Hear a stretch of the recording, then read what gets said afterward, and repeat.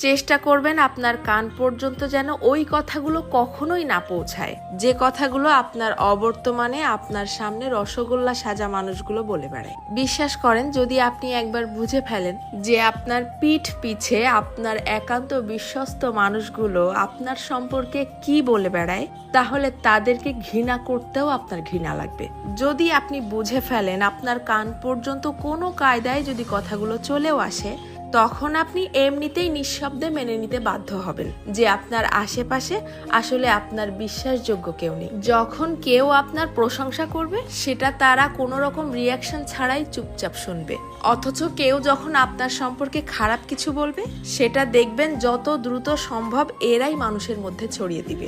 আপনি যতই ভালো হন, যতই তাদের হেল্প করেন, যতই তাদের সাথে ভালো মনে মিশতে চাওয়ার চেষ্টা করেন, কোনো লাভ নেই। কারণ এরা আপনাকে হিংসা করতেই বেশি পছন্দ করে। আপনার সামনে দেখাবে যে আপনাকে ভালোবাসে, অথচ আপনার পিঠ পিছে আপনাকে প্রচন্ড লেভেলের হিংসা করে। দীর্ঘদিন ধরে সবকিছু জেনেও চুপচাপ সহ্য করতে করতে যখন আপনি তাদের মতের অমিল হয় এইরকম সামান্য দুই একটা কথা বলে বসবেন, তখনই বুঝতে পারবেন তাদের আসল রূপ। তাদেরকে এতদিন ধরে দেখানো আপনার সমস্ত সম্মান, ভালোবাসা, হেল্প, স্যাক্রিফাইস বিশাল আকারে ঢাকঢোল পিটিয়ে আপনার মুখের উপরে ছুঁড়ে মারবে, যেন এগুলো তাদের কাছে কিছুই ছিল না।